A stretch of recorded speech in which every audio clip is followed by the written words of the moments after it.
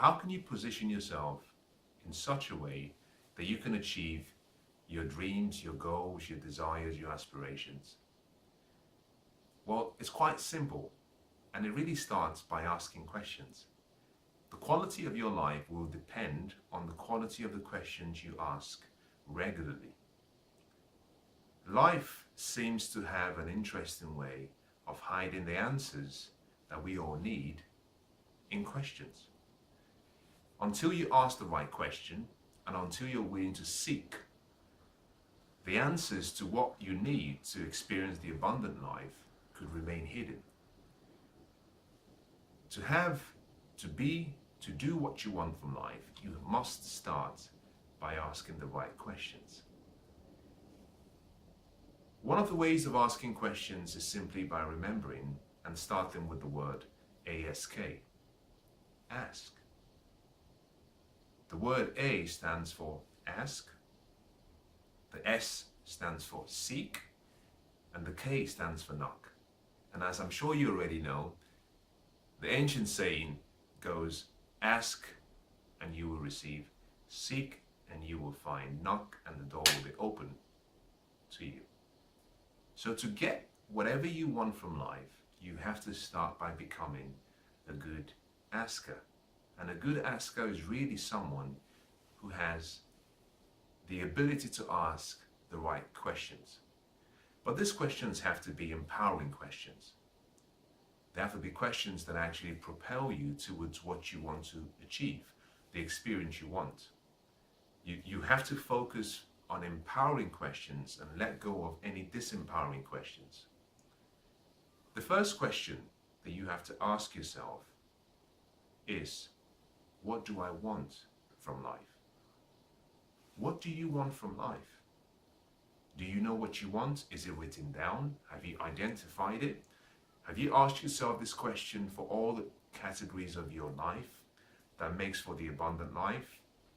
Your family and your home, your financial goals and responsibilities, and that includes your career aspirations and your business, your health and well-being, your social community contribution, your personal development as a person, maybe even your spiritual goals or your ethical goals. But have you asked yourself the question, what do I want in each of those categories? Until you ask that question, your life will remain the way it is, and you may never reach the level of potentiality that you have within you, which is unlimited. Life is like an ocean, and the ocean is unlimited. The ocean says to you, you can come and you can draw water from me as much as you want. I have an unlimited supply. You can come as regularly as you want. You can come as often as you want. Some people go to the ocean with an eye drop syringe. Some other people go to the ocean with a truck. What are you going to the ocean with? Are you asking the right questions? And how regularly are you asking for more? You have to become a good asker. The second question that you have to ask yourself once you've started with what you want is, why do you want it? The why gives meaning to everything that you do. The motivation you need to achieve your what comes from your why. Your why is the reasons. And when you have a strong enough compelling reason, you find that there is a level of energy that comes alive in you to pursue that dream. You have to know why you want to achieve what you want. Until you're very clear about the why, the what and the how to achieve it become really fuzzy, and they remain fuzzy. And the reason you want to ask the question why is so that you don't climb all the way to the top of the building, climb all the way on the ladder or the top of the building, only to realize that the ladder was leaning against the wrong building. Your why positions you on the building that is right for you. Now, once you've identified your why, it's important that you find a way of actually capturing it Once you've identified it, you're ready for the third question. And that is really, why don't you have it already? Have you ever thought about that question? If there is something you want, ask yourself the question, why don't I have it right now? The reason you ask this question is because this question alone can be the single factor that leads you to achieving your dreams and goals. In this question, what you are asking yourself is there a piece of knowledge I do not possess that I need to acquire? Is there a talent or a skill that I need to develop? Is there a level of motivation that I need to find? Am I inspired, or is there a reason for me not achieving it? When you've asked yourself the question, why do I not have it? It automatically brings to your attention who you have to be worthy of having that dream. Your character is more important than what you get. To have something that you've never had, you have to become someone that you're not. And asking this question helps you focus on exactly what is missing in your life. It focuses on what you need to perhaps change. It could be an attitude, it could be a habit, it could be a way of thinking. But once you've asked this question, it automatically opens up the gates of all possibilities, because you can see right in front of you what needs to change. So identify why you do not have a particular goal. You might go through each and every category of your life and say, well, this is what I want. This is why I want it.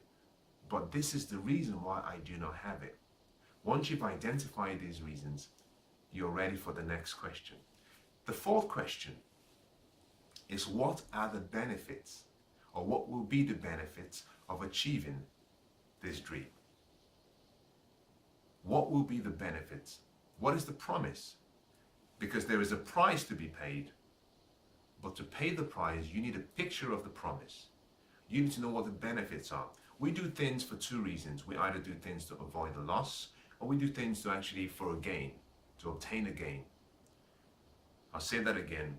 We do things for two reasons: to avoid a loss or to pursue a gain. We're either trying to avoid pain or pursue pleasure. That's a different way of actually putting the same sentence. But once you've identified the benefits, it becomes easy to be inspired. You have to see the reward in front of you. Now, I like an ancient story. The ancient story is one I believe you know about, you've heard about.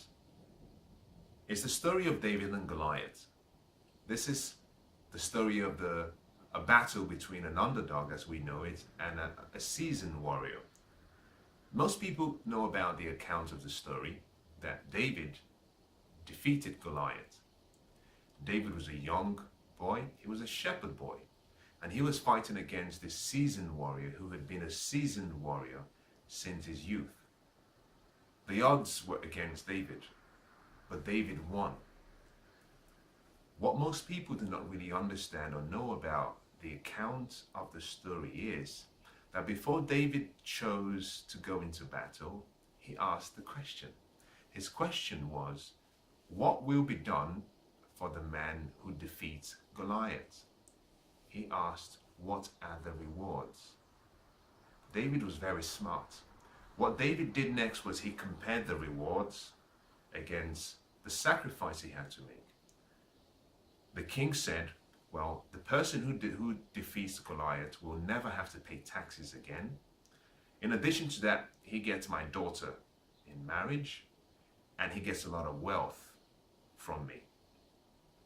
And David looked at all of the advantages and he said, wow, the rewards, the benefits of going into this fight is much better than being a shepherd boy looking after sheep. And I think I can actually win. So he chose to battle Goliath.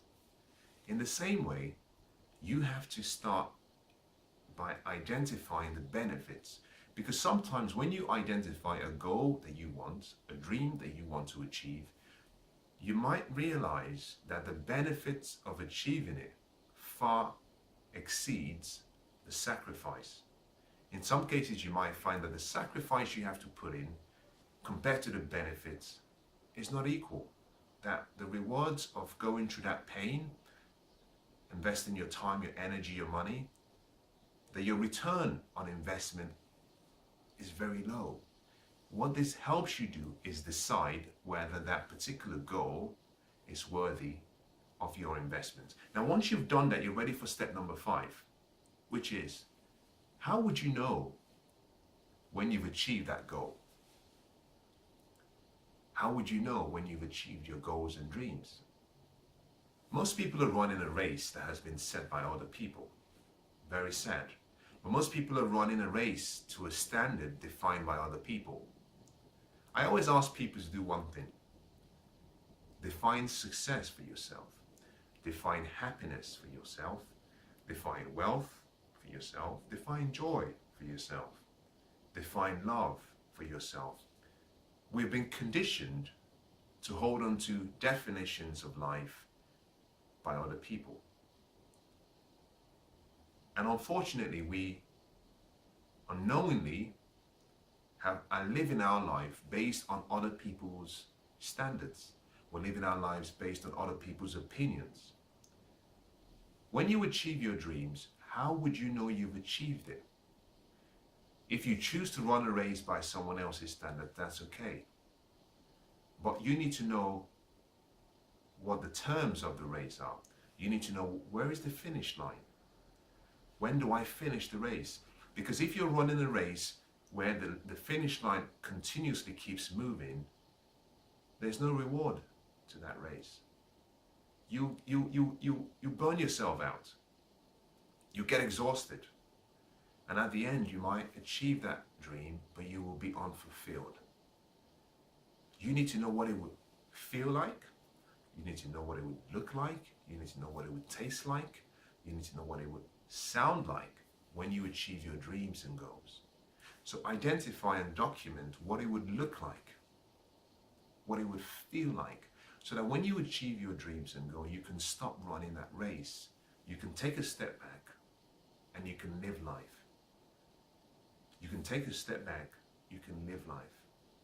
The final question you have to ask yourself is, this dream you're trying to pursue, this dream you have a passion for, this goal, this particular need you have, when you've achieved it, where would it lead you to? Where would it lead you to? You see, you don't want to find yourself a few minutes from Niagara Falls and then realize it's too late. It's important you don't give up what matters the most. I started it by saying you must focus on all the categories that make for the good life. And the reason I mention that is simply because sometimes we get so focused on achieving a goal in one area. And when we achieve it, we look back and we realize that we gave up on the most important thing, or the most important things in our life. And at that point in time, we find that we lack fulfillment, that we're not happy. Success without fulfillment is failure. Fulfillment is an art. There is an art to fulfillment. The art is different for everyone. And by fulfillment, what I really mean is happiness, peace, joy, purpose, contentment, whatever you choose to define fulfillment for you. But it's important you define fulfillment for yourself. Ask yourself the question, where would I find myself when I've achieved this dream? Sometimes a burning desire, a burning obsession will cost you more than you can imagine. Be careful of who you become in pursuit of your dreams and your goal. Because sometimes when you achieve it, although you've achieved it, it may not bring you the level of satisfaction and happiness that you think you need. And what's even more sad is that in most cases you may have become someone that you're really not, and someone you do not want to be. It's not what you get, it's always who you become.